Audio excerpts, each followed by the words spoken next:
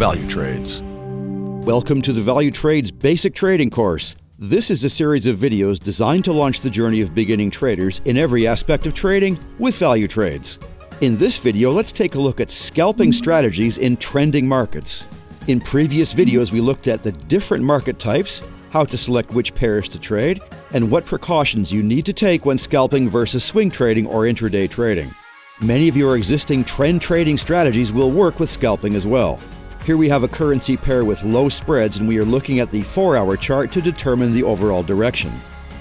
The Stochastic Oscillator has shown us a nice reversal into the prevailing trend direction, and we see a short-term upper trend line.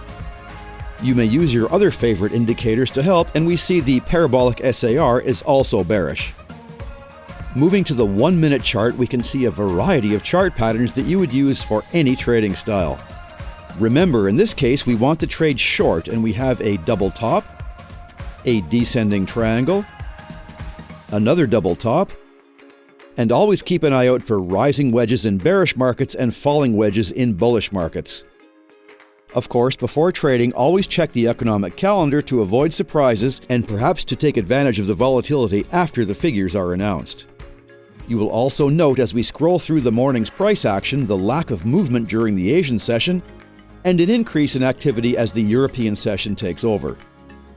As the London session ends, it is not uncommon to see the New York session start with some profit-taking followed by a ranging market. Using an indicator like the Parabolic SAR can provide triggers for sell trades combined with bearish indications from your favorite oscillator. You may also want to use the oscillator to confirm an exit point for each position. Remember, this is scalping and we want to open and close trades quite quickly. Don't forget to use a stop loss and to maintain a risk-reward ratio of at least 1-to-1. A more conservative strategy consists of moving average crosses in combination with other indicators and chart patterns. There is nothing wrong with using several indicators to confirm the opening and closing of positions, but too many indicators may not allow you to open many trades. The way to avoid this is to monitor and analyze many pairs at the same time if you have the luxury of the time to do this. That's all for now. In the next lesson, we'll be looking at scalping strategies in ranging markets. Happy trading with Valutrades, and we will see you soon. CFDs and FX are leveraged products, and your capital may be at risk.